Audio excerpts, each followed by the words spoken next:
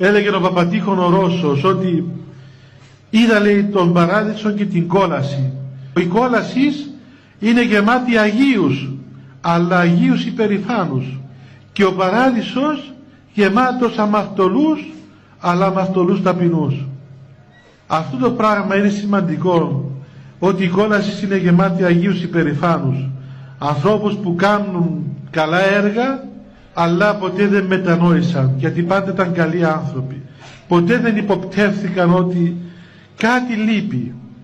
Δέστε ο καθένας μας, εάν μετανοούμε μπροστά στον Θεό, εάν έτσι κάνουμε και αν κλαίμε στην προσευχή μας ζητούντες το έλεος του Θεού, τη συγχώρεση του Θεού, εντάξει, ας έχουμε ελπίδα.